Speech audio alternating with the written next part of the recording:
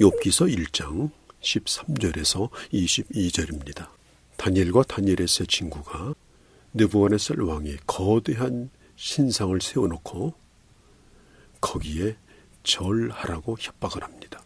그때 그들은 왕의 명을 듣지 아니하고 끝까지 무릎을 꿇지 않습니다. 느부갓네살 왕은 그 젊은이들을 매우 아꼈습니다. 그래서 지금이라도 절을 한다면 다시 풍악을 울리며 할 수 있도록 기회를 주겠다라고 말하죠. 만일 그렇게 하지 않는다면 7배나 뜨거운 풀무불 속에 집어넣어 죽여버리겠다고 말합니다. 그때 그들이 이렇게 고백합니다. 그 불 속에서 우리가 죽는다 할지라도 우리는 절대로 절하지 않겠다. 하나님께서 우리를 사랑하심으로 불 속에서 건져주실 것도 기대하지만 주님이 그리하지 아니하실지라도 우리는 결코 절하지 않겠다. 히브리서 11장에 보면은 세상이 감당하지 못하는 그런 믿음을 말하고 있습니다. 세상이 감당하지 못하는 것이 뭘까요? 자, 이 세상은 사람들을 협박하고 사람들을 흔들고 사람들을 약하게 만드는 방법이 뭘까요? 이 세상이 주는 물질, 쾌락, 즐거움, 이 세상이 주는 것을 가지고 사람들을 무릎 꿇게 만듭니다. 먹는 것을 가지고, 출세하는 것을 가지고, 권력을 가지고, 세속적인 영광을 가지고 무릎을 꿇게 합니다. 그 앞에 절대로 무릎을 꿇지 않고 눈 하나 깜짝하지 않고 오직 믿음의 길을 걸어갔던 사람들을 향해서 히브리서 11장은 세상이 감당하지 못하는 사람이 말합니다. 세상이 줄 수 있는 아무리 휘황찬란한 것도 절대로 하나님을 향한 그들의 마음을 흔들지 못했다는 것이죠. 오늘 욥이 바로 그런 사람이었습니다. 하나님과 사탄과의 천상회의가 끝나자 욥에게는 엄청난 시련이 찾아오는데 이 시련은 하나님께서 허락하신 겁니다. 여러분 꼭 기억하십시오. 고난에 대한 궁극적인 주권은 하나님께 있습니다. 사탄이 마음대로 하는 것이 아닙니다. 사탄이 흔들어 볼 수는 있습니다. 그렇지만 하나님의 주권 안에서만 가능한 것입니다. 사탄은 사람들을 둘러보면서 두루두루 정탐하면서 한 사람 한 사람의 상태에 대하여 하나님에게 고소합니다. 그렇지만 하나님의 사람을 쓰러뜨리거나 그리고 고난으로 완전히 넘어지게는 절대로 하지 못합니다. 욥이 당하고 있는 시련 속에서 계속해서 하나님의 주도권을 잡고 계시고 사탄은 하나의 도구에 지나지 않았던 것입니다. 욥에게 닥친 시련이 이제는 물질과 종들과 자녀의 손으로 임하게 되어집니다. 자, 2절과 3절에 보면 욥의 소유물들에 대한 소개가 나오죠. 그런데 환난이 임할 때는 정반대 순으로 임합니다. 소와 나귀가 먼저 전부 잡혀갑니다. 그리고 작은 짐승이 잡혀갑니다. 낙타가 잡혀갑니다. 그리고 맨 마지막으로 욥의 자녀들에게 그 일이 일어납니다. 스바 사람들이 갑자기 쳐들어와서 가축을 다 빼앗습니다. 그리고 그 가축을 지키려고 하던 종들을 칼로 쳐서 다 죽입니다. 그리고 하늘에서 하나님의 불이 떨어져 양떼와 목종들을 다 살라버렸습니다. 갈대아 사람 세 무리가 갑자기 나타나더니 낙타떼를 다 끌고 가버립니다. 그리고 그 종들은 칼로 쳐서 다 죽였습니다. 가축에게 임하고 종들에게 임하더니 이제는 자녀들에게 임합니다. 자녀들이 큰 아들의 집에서 먹고 마실 때에 갑자기 광풍이 일어나더니 집이 와르르 무너져 버립니다. 그 집 밑에 모든 자녀가 깔려서 죽음을 당합니다. 4명의 일꾼이 욥에게 찾아와서 보고할 때 그들은 이렇게 말하죠. 다 죽고 저만 혼자 살아남아서 주인께 보고를 드립니다. 욥이 당한 재앙은 하나님으로부터 받은 모든 축복을 한꺼번에 고스란히 잃어버리는 총체적 그런 재앙이었습니다. 자, 이런 견딜 수 없는 고난을 겪은 욥의 반응은 어떠합니까? 그는 슬퍼하면서 겉옷을 찢습니다. 그리고 머리를 다 밀어버립니다. 겉옷을 찢는다라고 하는 것은 심히 슬픈 걸 의미합니다. 그리고 회개하는 것을 의미합니다. 그리고 머리를 땅에 대고 하나님을 경배합니다. 20절, 21절에 보면 이렇게 말하죠. 모태에서 빈손으로 태어났으니 죽을 때에도 빈손으로 돌아갈 것입니다.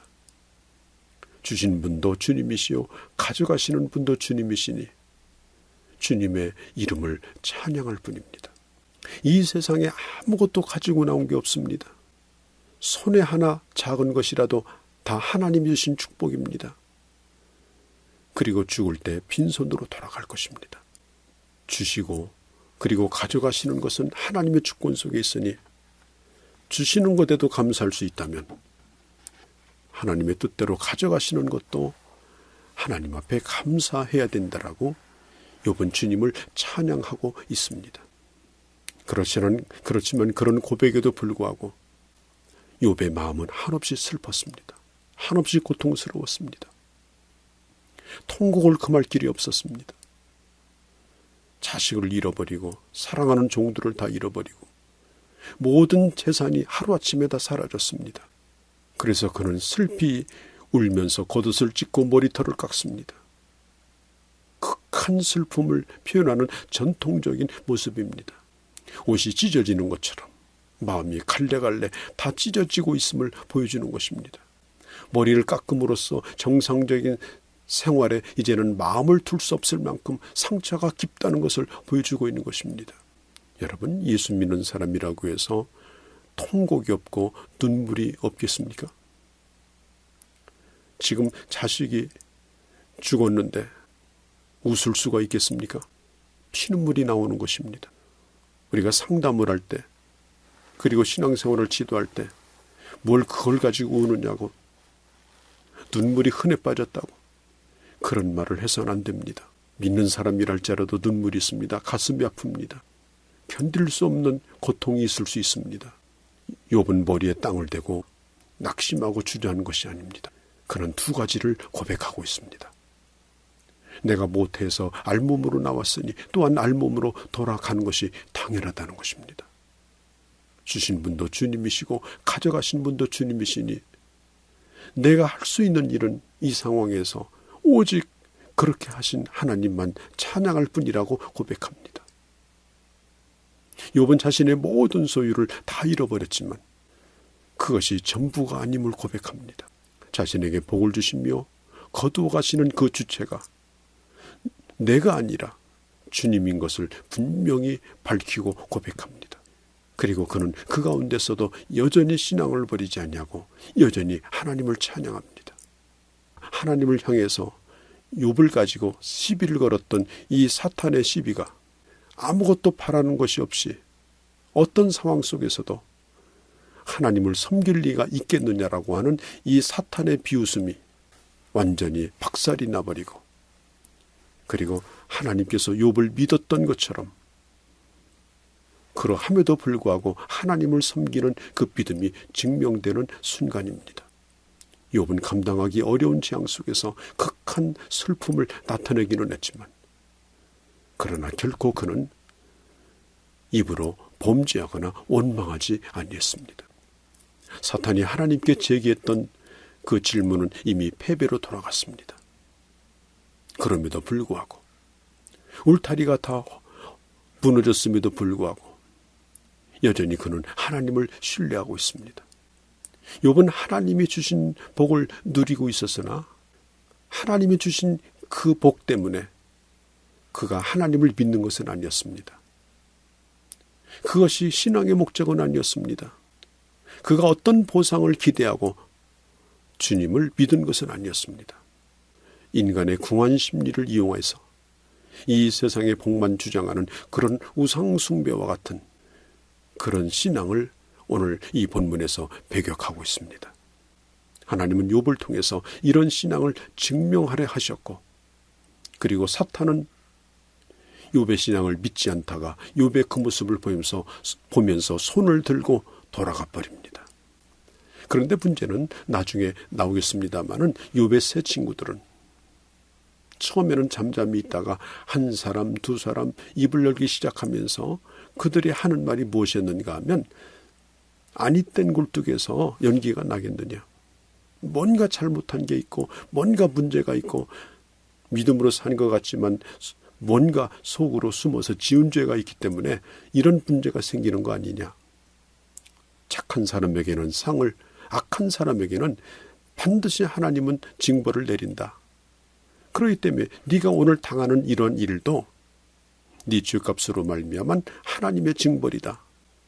그런 원리를 가지고 논리를 가지고 욥을 괴롭혔습니다. 사랑하는 성도 여러분, 오늘 우리 기독교가 직면하고 있는 아주 심각한 문제가 있습니다. 그것이 뭐냐면은 하나님을 붙들기보다는 이 세상에 잘 먹고 잘 사는 복만 기대하는 신앙입니다. 주님을 위해서 수고하고 십자가 지는 것보다는 싸구려 은혜만을 기대하는 신앙입니다. 어떻게 이것을 극복하며 바른 신앙을 가질 수 있을까? 이것이 바로 욥기서를 통해서 우리에게 주시고자 하는 답인 것입니다.